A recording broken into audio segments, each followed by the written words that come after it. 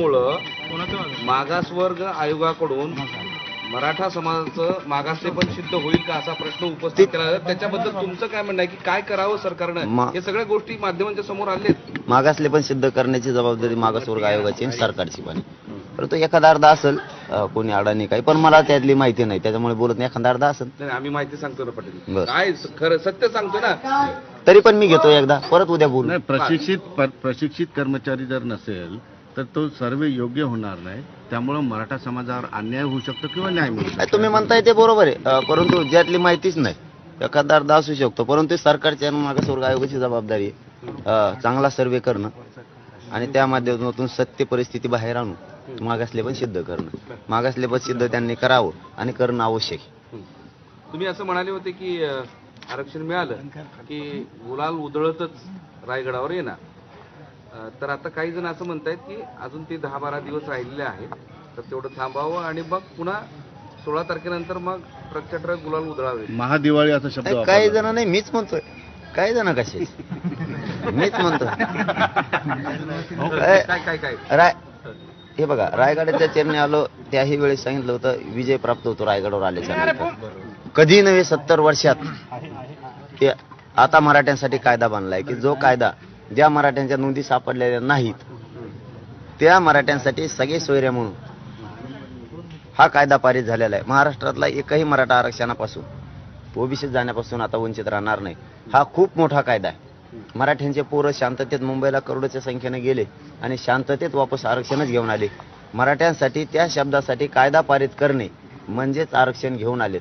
आहे त्यांनी काही हरकती मागितलेल्या आहेत, त्याची अंमलबजावणी होईपर्यंत पहिला कायदा पोरांनी आणलाय, मराठ्यांचा विजय झालाय म्हणून दिवाळी साजरी झाली, गुलालही समाजानं उधळलाय, दिवाळी साजरी झाली. परंतु एक त्या कायद्याच्या मार्फत सगळ्या सोयऱ्यांना एक प्रमाणपत्र मिळालं, मग बघा महादिवाळी आणि मग बघा गुलाल.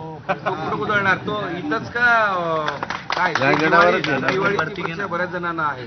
थोडं नंतरचा थोडं वेतन आणि व्याजच्या भूमिकेत थोडं इंग्लिश शिकायला लागलो मी आणि हिंदी सुद्धा शिकायला लागलो आता चांगली पॉवरफुल. मला सांगितलं पॉवरफुल हिंदी शिका, मी 4-5 जणांना सांगितलं. देश पातळीवर नेतृत्व करण्याची इच्छा आहे का मग? अरे बाप, स्वतःहून स्वर्गाची परीक्षा आताच नको. पाटील हिंदी शिकण्यामागची काय गरज आहे? कारण तुम्ही एकदा बोललात की 14 राज्याचं सुद्धा आम्हाला एक एकत्रित आंदोलन करावं लागणार आहे, कारण मराठी 14 राज्यांमध्ये देशातील, तर त्या सगळ्यांना एकत्रित घेऊन येण्यासाठी त्यांचे संवाद साधण्यासाठी आता हिंदी शिकणे गरजेचं आहे. त्याच्या पाठीमागे एकच नाही पण अनेक कारण आहेत. शेतकरी असो मराठा असो यांच्या जीवनातलं परिवर्तन करायचं असलं तर लांबपर्यंत जर एखाद्या आपल्याला नाव चालवायची असली तर आपणच पोहायला परिपूर्ण पाहिजे.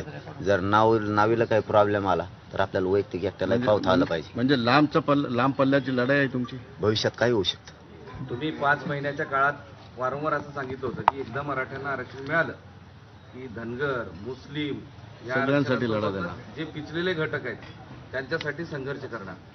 ही मराठ्यांचा ज्वलंत मुद्दा आहे आरक्षणाचा. ह्यो सुटला, धनगर बांधवांना आणि मुस्लिम बांधवांना आरक्षण कसं देत नाही तेच बघतोय. नाही तुम्ही असं 5 महिन्या म्हणाले होते, तेच म्हणलं प्रश्न सुटला नाही असं तुम्ही कसं? तुम्ही तर म्हणाले की आणखी थोडं राहिलं नव्हती, एक प्रमाणपत्र हातात पडून द्या ना, झालं मोकळा. मग मी म्हणजे असं समजायचं का 16 पासून लगेच भेटू नका ना, मला घरी फिरी जाऊन द्या ना, लगेच भेटायला लागले. थोडा टप्पा कोण, पण ते म्हणले पाहिजे ना, माझी इच्छा आहे. पण त्यांचंही म्हणणं पाहिजे की हा प्रश्न सुटला पाहिजे. धनगर बांधव आणि मुस्लिम बांधव जर म्हणला तर मग मात्र बघतो सरकार कसं आरक्षण देत नाही त्यांना. काल भुजबळ असं म्हणाले की जर ओबीसी साठी मला काहीच करता आलं तर मी पदाचा राजीनामा देईल, मंत्री पदाचा राजीनामा देईल, सरकारमधून बाहेर पडेल, पण ओबीसीचे प्रश्न मी कायमस्वरूपी त्यासाठी लढेल. काहीच नाही करता आल्यावर काय हल्ली तू आधी दे ना. काहीच नाही करता आल्यावर काय हल्ली तू तुपलं पापतो ह्या डोक्यावर फोडण्याचं समाजा डोक्यावर काय फोडी तू आधी द्यायला पाहिजे. आता देऊन काय उपयोगी? आता याला 1 महिना भरून आता जेव्हा उपकार करायला लागला काय तो ओबीसी बांधव तुमच्यासाठी मी राजीनामा दिला ते काय येडेत का? तू राजकारणी ती ओळखीत तुला, तू किती नमुना आहे.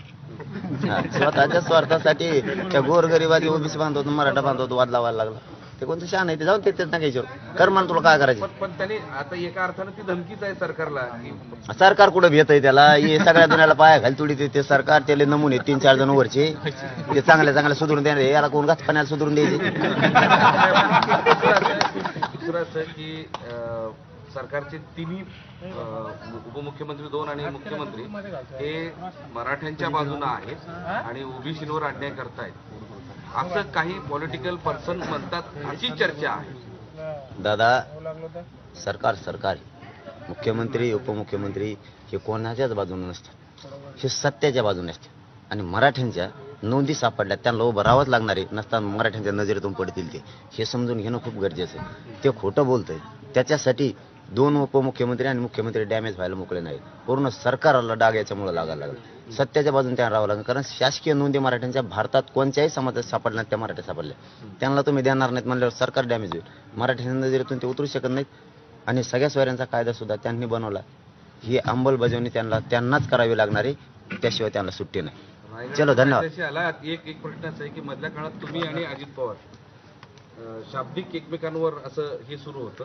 आता अजित पवारांबद्दलचा जो आपला राग आहे तो दूर झालाय का? सगळ्याच मी मुंबईतून येतानाच सांगितलं, विरोधी असो सत्ताधारी असो, काय जे झालंय आतापर्यंत ते मुंबईतच सोडून आलो आम्ही येता येता. छगन भुजबळ बद्दल ते भनभन सुरू केली ना परत, डबल केल्यावर काय सुट्टी मागचं सोडून दिलं त्याने, पुढं परत दंड खांदायला चालू केला. त्याला लय वळवळ आहे, नाही त्याच्या मागच राहावं लागेल मला, त्या सोडून नाही जमायचं. बाकीचे बोलले की परत सुट्टी नाही, बाकीच्यांना सुद्धा आता सोडलं, पण इथून पुढे बोललं की सुट्टी. म्हणजे संघर्ष संपला आता सगळ्या राजकीय नेत्यांशी. आम्ही संपला की हे बघा, आमचं आणि त्यांचं काय वैर नाहीये, त्यांचं आमचं काय नाही. आम्हाला आमच्या जातीसाठी भांडणं गरजेचं होतं आणि आम्ही भांडणार, मग टोकाचं भांडणार. फिरून मरणाची वेळ आली, मरण आलं तरी चालेल, भांडणार म्हणजे भांडणार. पण मराठा आरक्षणाच्या विरोधात बोलला की कोणी असो, इथून पुढे बी नाही सोडणार. ते मराठवाड्यासाठी स्पेशल मिळेल असं तुम्ही म्हणताय, तो 1884 1904चा तुम्ही दाखला देताय. गॅजेट. त्याच्यासाठी कधीपासूनची प्रक्रिया सुरू होणार? म्हणजे या 16 नंतर तो मुद्दा हातात घेणार की काय? त्या संदर्भात तुम्ही म्हणाले ना मराठवाड्यातला मराठी निश्चिंत राहा, नो टेन्शन राहा. स्पेशल नाही म्हणूयात आपण त्याला मराठवाड्यासाठी. मग तर बॉम्बे गॅजेट पण आहे गव्हर्नमेंटचं, ते पण बोललो आपण सातारा संस्थान सुद्धा बोललो. म्हणजे तिथं नोंदी कमी सापडल्यात म्हणून हैदराबाद संस्थानचं 1884चं गॅजेट आहे, ते सरकारनं स्वीकारावं समितीच्या मार्फत, आणि ते स्वीकारतो म्हणले स्वीकारतील. ते कसे स्वीकारणार नाहीत बघू, नाही मी आहे ना, तिथे काय काळजी करायची गरज नाही. मराठवाड्यातला एका मराठा आरक्षण वाचून याच्यातून राहणार नाही, सगळ्या सोयऱ्यांच्या कायद्यातून. महाराष्ट्रातला एकही सगळ्या सोयऱ्याच्या कायद्यातून राहणार नाही. तरीही आपण जास्तीचे दस्तावेज पुरावे म्हणून सरकारला घ्यायचे सांगितले. म्हणजे देवी लसीपासून भाटांपर्यंतचे संस्थानाचे जे जे देवदेवतांचे संस्थान सगळे घ्यायला लावले, घेतील. नसतं आंदोलन सुरूच आहे आंतरवालीतलं, थांबवलेलं नाही. चला, धन्यवाद.